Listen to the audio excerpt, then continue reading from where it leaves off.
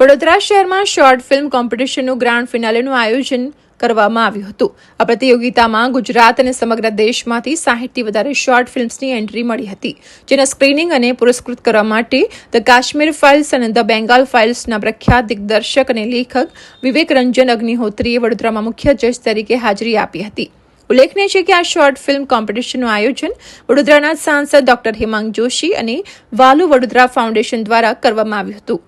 Operation सिंदूर અને ભાષા અનેક પરિભાષા એક વિષય પર આધારિત બેસ્ટ શોર્ટ ફિલ્મને 1 લાખથી વધારેનો કેશ પ્રાઇઝ સહિતના ઇનામો આપી પ્રોત્સાહિત કરવામાં આવ્યા હતા। आज के इस पत्रकार वार्ता में आप सबका स्वागत है और यहाँ पे हमारे बीच हमारे देश के एक ऐसे दिग्दर्शक और एक ऐसे निर्माता के जो बड़ी बेबाकी से कला के माध्यम से देश को वह चीज़ें भी बताना या समझाना उसका प्रयास करते हैं कि जिसको सालों से बहुत ही स्ट्रक्चर्ड और सिस्टमेटिक वे से दबाया गया हो। और वैसे हमारे ब्रेव हार्टेड डायरेक्टर और हम सब के प्रेरणा स्रोत वैसे आदरणीय विवेक अग्निहोत्री जी का वडोदरा के सभी हम नागरिकों के वती में वडोदरा में बहुत बहुत स्वागत करता हूँ। और इस पत्रकार वार्ता में आप सब पत्रकार मित्रों का भी मैं स्वागत करता हूं। आज से 1.5 महीने पहले जब हमने सांसद सांस्कृतिक संगम के समय पर जो शॉर्ट फिल्म कंपटीशन का आयोजन जो लॉन्च किया था और जब हमने उसको जाहिर किया था, तब से लेके अभी तक 60 से भी ज़्यादा एंट्रीज शॉर्ट फिल्म कंपटीशन के लिए पूरे राज्य और देश भर में से आई है। यह वडोदरा के प्रति जो कला रसिकों का विश्वास है उसको यह बताता है। और इस शॉर्ट फिल्म कंपटीशन के लिए मैं स्पेशल मेंशन करना चाहूँगा विनीत भाई, राहुल भाई, हमारे चेतन भाई, चिरायु भाई और पूरी टीम का, कि जिन्होंने ग्राउंड वर्क बहुत ही इतना अच्छा किया, लोगों के बीच में यह बात पहुँचाई, इसके वजह से इतना अच्छा कार्य यहाँ पे हो सका है। हमारे जो जूरी है उन्होंने आदरणीय विवेक अग्निहोत्री जी के मार्गदर्शन में बहुत कर के भी उन्होंने बताया कि हमें मिनिमम 50% जितनी तो स्क्रीन आज करनी ही पड़ेगी, इतनी अच्छी फिल्में यहाँ पे आई है।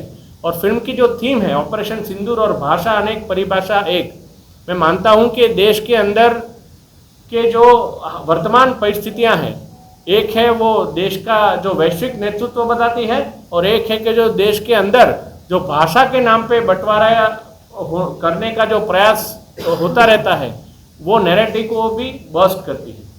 तो यह दोनों थीम के ऊपर से कई सारी शॉर्ट फिल्म्स का एंट्रीज हमारे वहाँ पे आई है। आज उसका स्क्रीनिंग होगा, जूरीज उसके फाइनल विनर्स भी डिसाइड करेंगे। विनर्स को हम कैश प्राइज भी देने वाले हैं, 1 लाख से ज़्यादा का कैश प्राइज तो मिलेगा ही। पर अभी जब हमारे राहुल भाई, विनीत भाई और मैं खुद जब आदरणीय विवेक जी से डिस्कस कर रहे थे, उन्होंने खुद भी इस बात की तत्परता दिखाई कि उनका जो खुद का प्रोडक्शन है उनके माध्यम से भी वो मेंटोर करेंगे कई सारे ऐसे चुनिंदा टीम का, कि जो कोई 3 से 5 जितनी जो टीम सिलेक्ट हो वो खुद करेंगे, उनको वो खुद आगे शॉर्ट फिल्म मेकिंग के लिए मेंटोर करेंगे, उनको डेवलप वो कैसे कर पाए क्षेत्र में, उसके लिए उनका मेंटरशिप भी मिलेगा। उसके लिए भी मैं उनको बहुत बहुत धन्यवाद प्रदान करता हूँ। साथ में हमारा जो युवान फाउंडेशन है उनके द्वारा भी आज जो शॉर्ट फिल्म के जूरी द्वारा कोई 4 ऐसे सामाजिक विषयों को रखने वाले ऐसी कोई टीम डिसाइड होगी।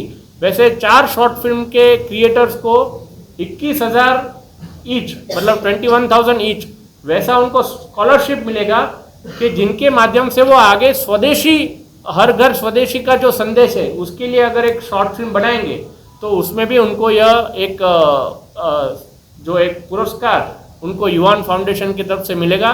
यह पूरी बात मैं यहाँ पे आप सबके माध्यम से पूरे वडोदरा को साझा करूँगा। मैं मानता हूँ कि शायद कई सालों बाद फिर से कोई शॉर्ट फिल्म कंपटीशन वडोदरा में हुई है। और जब मैं बात कर रहा था, हमारा जब टीम का डिस्कशन हो रहा था, तब राहुल भाई, विनीत भाई ने बोला था कि हमको भी फिल्म मेकिंग में ज़्यादा रुचि आने का जो माध्यम था वो भी एक शॉर्ट फिल्म कंपटीशन का अंदर उन्होंने हिस्सा लिया था, तब से उनको यह प्रेरणा मिली थी। मैं मानता हूं कि आज का दिन वडोदरा के इतिहास में सुवर्ण अक्षरों से फिर से अगर लिखा जाएगा और आज के शाम से भी बहुत राहुल भाई, विनीत भाई जैसे बहुत अच्छे हमें फिल्म मेकर्स भी मिले भविष्य में, वैसे मैं माँ सरस्वती से प्रार्थना करता हूँ। और आगे की बात रखने के लिए मैं आदरणीय विवेक जी से आग्रह करूंगा कि शॉर्ट फिल्म के लिए भी वडोदरा के और गुजरात के और देश के सभी क्रिएटर्स को भी उनके आशीर्वाद दें। और जो उनकी जो बुक है, उनका हर जो कार्य होता है वो बहुत ही इंस्पायरिंग इसलिए होता है क्योंकि वो ऐसा सच सबके सामने रख देते हैं कि जो कई लोग ऐसा मान के बैठे थे कि अब तो ये किसी को पता नहीं चलेगा। तो ये जो ब्लड रिपब्लिक उनका जो बुक है उसके बारे में भी थोड़ा हम सबको प्रकाश डालेंगे और शॉर्ट फिल्म के लिए भी वो कुछ चंद शब्द कहें, वैसे मैं उनको विनती करता हूँ। धन्यवाद। करते हैं, खुल के करते हैं, इतना तो मोदी जी के बारे में ऐसी कोई चीज़ तो मुझे नहीं लगती है कि जो कि कोई छुपाने की हिम्मत भी है किसी में। तो मोदी जी के बारे में तो फिल्म बनाने की ज़रूरत पड़ेगी नहीं, राइट। और मोदी जी का काम तो ऐसा है कि उनको कुछ करने की ज़रूरत नहीं है, लोग ही बच्चे ही बनाते रहते हैं, बोलते रहते हैं, आप जा जाइए उसके बारे में बात होती ही रहती है। तो मोदी जी एक अद्भुत नेता हैं, मैंने उनको पर्सनली जानता हूँ, वो बातें करना नहीं चाहता हूँ कि वो कैसे हैं क्या हैं, लेकिन आप जैसे स्टैचू ऑफ यूनिटी बनी थी तो मेरे को यहाँ पे फिल्म बनाने का बोला, तो उसका पहला मैंने फिल्म बनाया था यहाँ पे आके, यहाँ रह के, जब वो इनॉग्रेशन के भी पहले आके सारा काम किया था उसका। यहाँ पे आपका फर्टिलाइज़र्स का जो काम था उसके ऊपर हमने बनाया था सारा का सारा। तो मोदी जी एक अद्भुत नेता हैं, ऐसे नेता तो सदियों में होते हैं। विपक्ष आरएसएस को भी अलग तरीके से देखता है, आरएसएस भी एक समाज वो विपक्ष से पूछना पड़ेगा। आपने पॉलिटिकल क्वेश्चंस थोड़ा अवॉइड करिए, क्रिएटिव। इस तरह की फिल्में 80 और 90 के साल में बना करती थी, इसमें एक स्टोरी होती थी, संगीत होता था, म्यूजिक होता था, पब्लिक जुड़ी होती थी फिल्म के साथ। अब वैसी फिल्में नहीं बन रही हैं, कब बनेंगी वैसी फिल्में? भाई साहब आपने बहुत अच्छी बात बोली है। ये बात, संगीत भारत की आत्मा है और फिल्म का जो पतन हुआ है वो संगीत को निकालने के कारण, जो हमने फिल्म से संगीत निकाल दिया, अच्छे लिरिक्स निकाल दिए, उसी के कारण ये हुआ है। और आज हमने संगीत के नाम पे शोर शराबा इकट्ठा कर दिया, इसीलिए लोग फिल्म से भी दूर हो रहे हैं। और दूसरा कारण उसका ये भी है कि जो हमने जो एक मिडिल क्लास और लोअर मिडिल क्लास जो है इतना महंगा बना दिया है सिनेमा को कि लोगों ने उसमें जाना ही बंद कर दिया। अब एलीट क्लास का ही मीडियम बन के रह गया है और एलीट क्लास ने घर में बड़े 85 इंच के टेलीविजन्स लगा लिए हैं, उसमें नेटफ्लिक्स देखते हैं, वो भी थिएटर नहीं जाते हैं थिएटर को। पर एक बहुत अच्छी बात है कि गुजराती सिनेमा रिवाइव हो रहा है, ये एक बहुत अच्छी बात है और इसको करना भी चाहिए।